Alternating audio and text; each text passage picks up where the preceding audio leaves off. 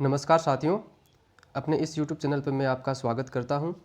जैसे कि राजस्थान सरकार के द्वारा अभी ही हाल ही में एक स्वास्थ्य बीमा योजना लागू की गई है, जिस पे रजिस्ट्रेशन अभी चल रहा है। उस योजना का नाम है राजस्थान गवर्नमेंट हेल्थ स्कीम यानी कि RGHS। इस योजना के लिए आप SSO ID पे लॉगिन करके रजिस्ट्रेशन कर सकते हैं और उसकी अंतिम दिनांक है 30 अप्रैल। तो 30 अप्रैल तक राज्य सरकार के सभी कर्मचारियों को अपना रजिस्ट्रेशन करवा लेना है। तो इस योजना के संबंध में बहुत सारे कर्मचारियों के मन में बहुत सारे डाउट्स हैं, तो उन डाउट्स को क्लियर करेंगे आज अपन इस वीडियो में। राजस्थान सरकार के द्वारा यानी कि डिपार्टमेंट के द्वारा एक PDF जारी की गई है, जिसमें बहुत सारे क्वेश्चन और आंसर दिए हुए हैं।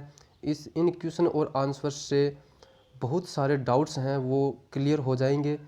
तो आज अपन इस वीडियो में इन क्वेश्चन और आंसर के बारे में चर्चा करेंगे। तो शुरू करते हैं आज का यह वीडियो को अंत तक ज़रूर देखें ताकि आप भी RGHS के बारे में बहुत सारी जानकारियां हैं वो पा सकें।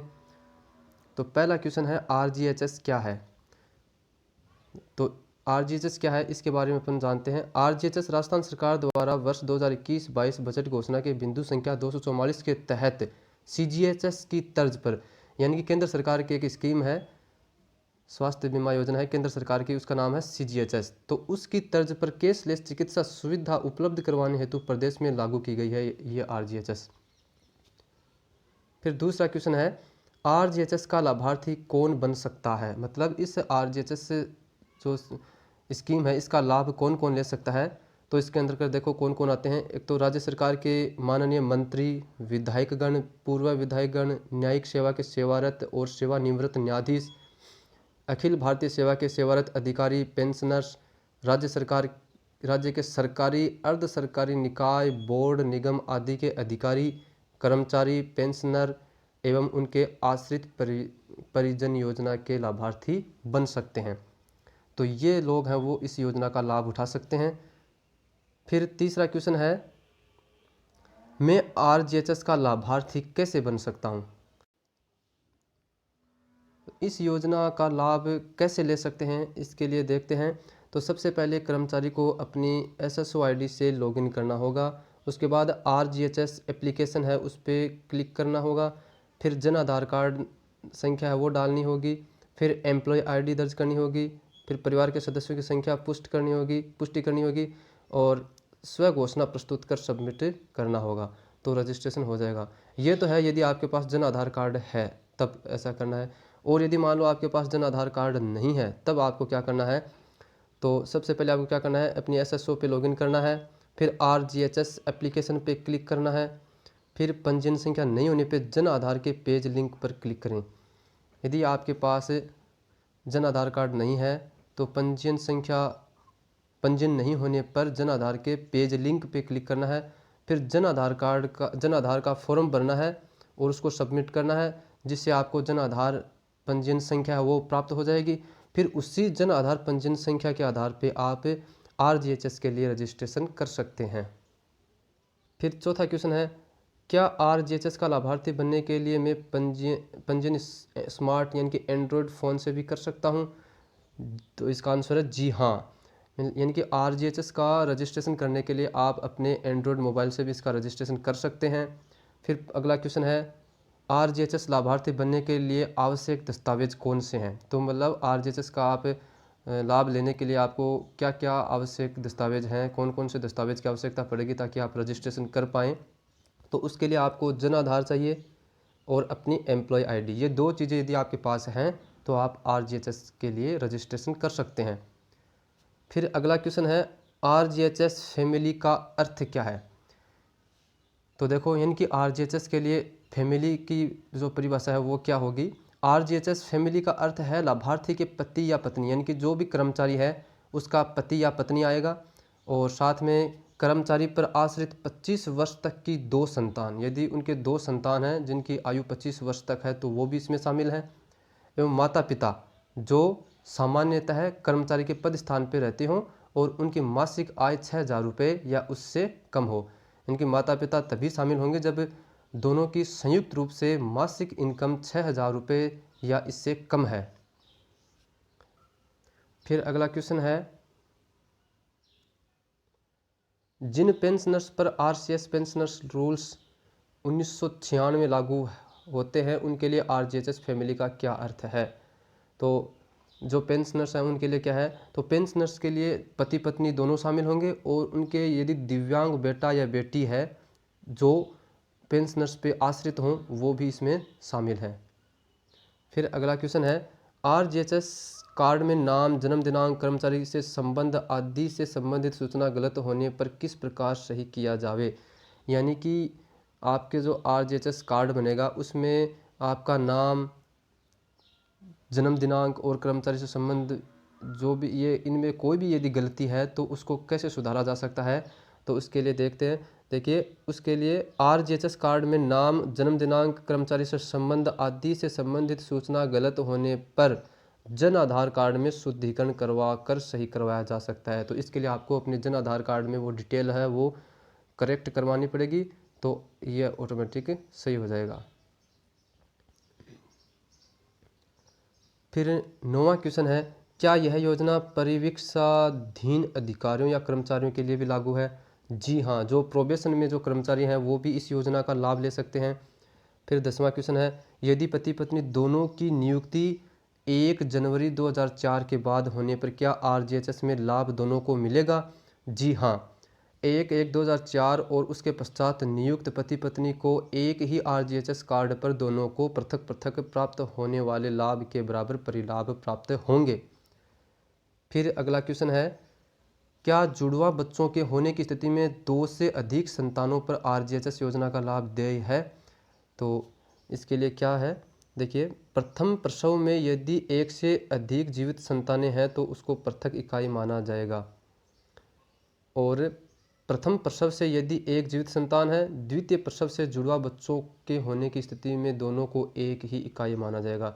यदि प्रथम प्रसव में जैसे मान लो एक संतान है और द्वितीय जो प्रसव होगा उसमें मान लो यदि 2 जुड़वा संतान हो गई तो उसको भी एक इकाई ही माना जाएगा। यानी कि द्वितीय प्रसव में जुड़वा बच्चे पैदा होने पर तीनों बच्चों को आरजीएचएस का लाभ मिल सकेगा। फिर अगला क्वेश्चन है, आरजीएचएस योजना किस चिकित्सा सुविधा के लिए कैशलेस है। तो मतलब कौन सी चिकित्सा की सुविधा है वो कैशलेस है इसमें। तो आरजीएचएस योजना अंतः रोगी चिकित्सा यानी कि आईपीडी, डे केयर और मातृत्व चिकित्सा आदि सुविधा के लिए कैशलेस है। फिर अगला क्वेश्चन है, लाभार्थी किन अस्पतालों में इलाज करवा सकता है।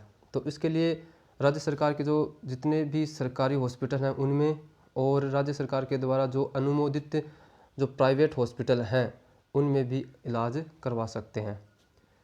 क्या गैर अनुमोदित चिकित्सालयों में इलाज खर्च के दावे का पुनर्भरण देय है। तो इसमें देखो मतलब जो कई ऐसे हॉस्पिटल हैं जो अनुमोदित नहीं है राज्य सरकार के द्वारा, तो उनमें भी क्या ये आरजीएचएस का लाभ ले सकते हैं। तो उसके लिए ये कुछ इमरजेंसी केसेस दिए हुए हैं। तो इन इमरजेंसी केसेस के अंदर आप आरजीएचएस का लाभ ले सकते हैं किसी भी हॉस्पिटल में, प्राइवेट हॉस्पिटल में किसी में भी।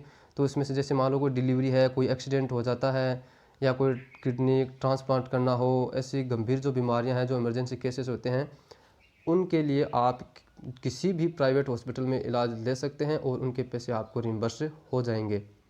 तो ये वैसे मैं पीडीएफ है, इसका लिंक दे दूंगा तो आप इसको डाउनलोड करके इन सारी बीमारियों के बारे में पढ़ लेना। फिर अगला क्वेश्चन देखते हैं।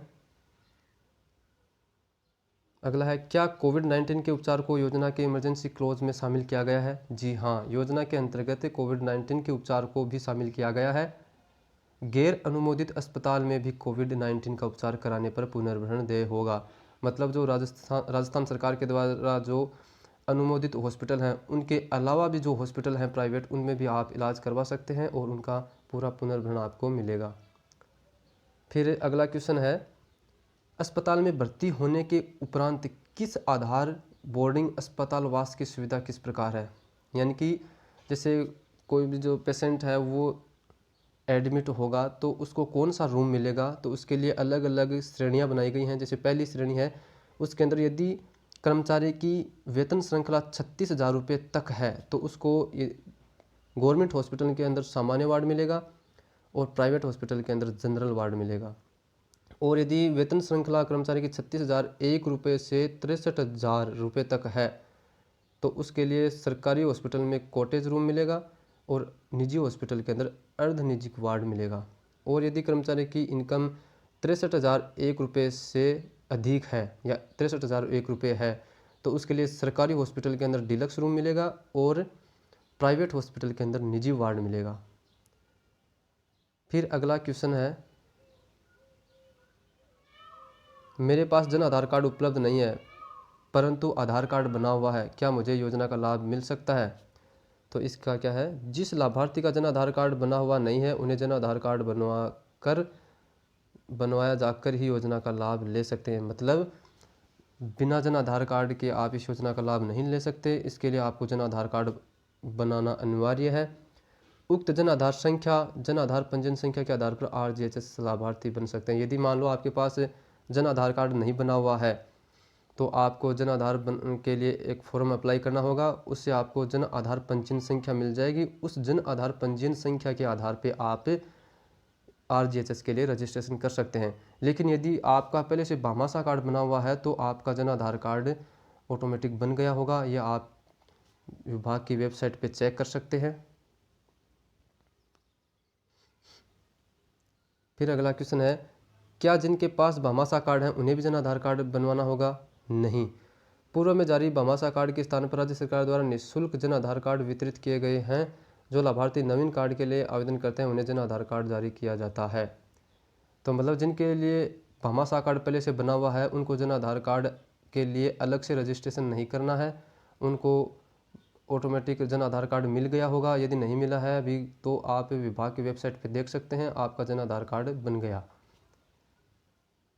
तो जन आधार कार्ड केवल उनको बनवाना है जिन्होंने पहले भामाशाह कार्ड या जन आधार कार्ड के लिए रजिस्ट्रेशन नहीं किया हो।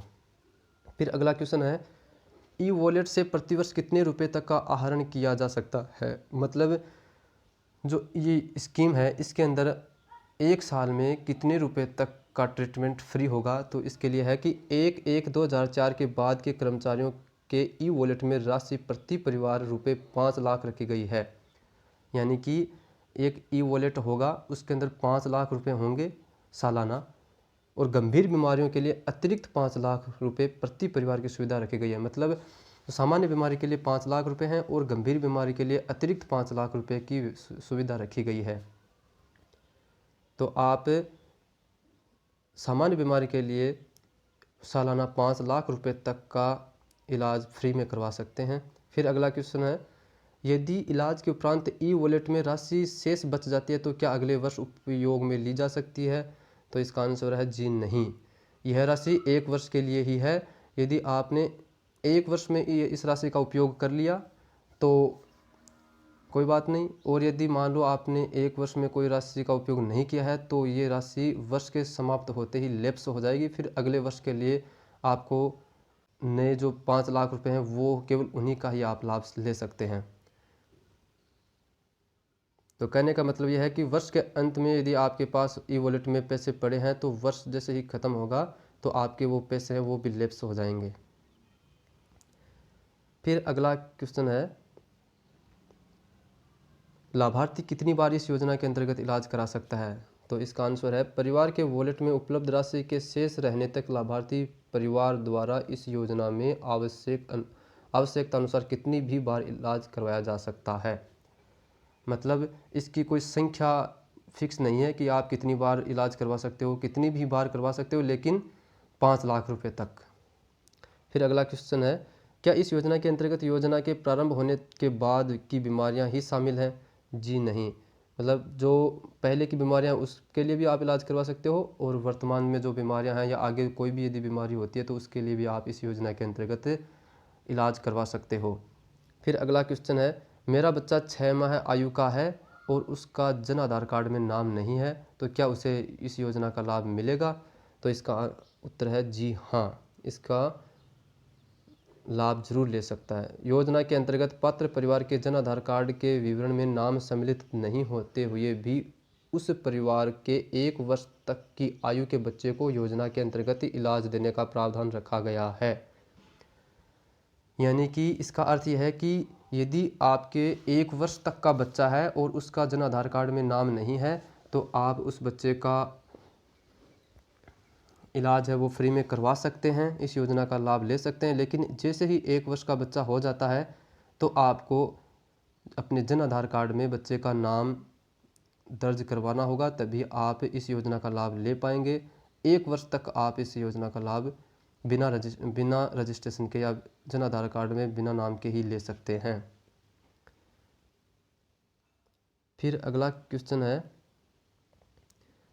क्या उक्त लाभार्थी परिवार में शामिल नवविवाहिता को भी इस योजना का लाभ मिलेगा? तो इसका आंसर है हाँ, परंतु इसके लिए नवीन वधू का नाम परिवार के जन आधार कार्ड में तत्काल जुड़वाया जाए। मतलब इसका लाभ मिल तो जाएगा, लेकिन आपको तुरंत जन आधार कार्ड के अंदर जो नवविवाहित जो वधू है उसका नाम आपको जन आधार कार्ड के अंदर जुड़वाना होगा, तभी ये लाभ है वो मिल पाएगा, अन्यथा नहीं मिल पाएगा। फिर अगला क्वेश्चन है, मेरे परिवार का जन आधार कार्ड बना हुआ है पर किसी सदस्य का नाम नहीं जुड़े होने पर उसे लाभ मिल पाएगा? तो इसका आंसर है नहीं। जन आधार कार्ड में नाम होने पर ही योजना का लाभ प्राप्त हो सकेगा। यदि परिवार में किसी भी सदस्य का नाम जन आधार कार्ड में जुड़ने से रह गया है तो उसका नाम भी तत्काल जुड़वाया जाए। तो कहने का मतलब ये है कि जिनका नाम जन आधार कार्ड में जुड़ा हुआ है केवल उनको ही लाभ मिलेगा। यदि आपके परिवार का कोई भी सदस्य जन आधार कार्ड से वंचित रह गया है तो उसका तुरंत नाम जुड़वाएं। फिर अगला क्वेश्चन है, RGHS लाभार्थियों की श्रेणी क्या है? तो मतलब जो RGHS के लाभार्थी हैं उनको अलग अलग श्रेणी में बांटा गया है। तो उस श्रेणी का यदि विवरण आप देखना चाहें तो वेबसाइट है www.rghs.rajasthan.gov.in। इस वेबसाइट पे जाके आप जो लाभार्थी की श्रेणी है उसका अवलोकन कर सकते हैं। फिर लास्ट क्वेश्चन है कि RGHS से संबंधित किसी भी प्रकार की जानकारी के लिए कहाँ संपर्क किया जाए? मतलब यदि RGHS के बारे में आपको और कोई भी जानकारी यदि लेनी है तो आप कहाँ किससे संपर्क करोगे? तो इसके लिए एक टोल फ्री नंबर दिए गए हैं। ये टोल फ्री नंबर है 1800-180-6268। ये नंबर है, इन नंबर पे आप कॉल करके इसके बारे में जानकारी ले सकते हैं। तो एक बार मैं ये नंबर दोबारा बोल देता हूँ, 1800-180-6268। ये नंबर टोल फ्री नंबर है, इन पे आप कॉल करके RGHS के बारे में कोई भी जानकारी ले सकते हैं। तो ये थे आज के ये क्वेश्चन जो RGHS संबंधित थे। तो इन क्वेश्चन के बारे में आपने देखा, आपके बहुत सारे डाउट्स हैं वो क्लियर हो गए होंगे। ये एक PDF है जो विभाग के द्वारा जारी की गई है।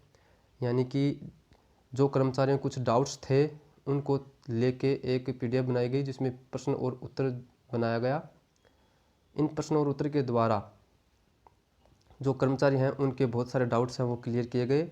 तो ये वीडियो, ये डाउट्स आपको कैसे लगे, मतलब आपको ये डाउट्स क्लियर हुए कि नहीं हुए? यदि आपके कोई भी डाउट्स क्लियर हुए, आपको ये वीडियो अच्छा लगा तो इस वीडियो को लाइक करें और अपने जो साथी कर्मचारी हैं उनको भी ये वीडियो शेयर करें ताकि वो भी RGHS के बारे में ये डाउट्स क्लियर कर सकें। और मेरे आगे आने वाले वीडियो को देखने के लिए अपने इस चैनल को सब्सक्राइब करें और नोटिफिकेशन बेल पे प्रेस करें ताकि आपको आगे आने वाले वीडियो के नोटिफिकेशन तुरंत मिल सके। वीडियो देखने के लिए बहुत बहुत धन्यवाद।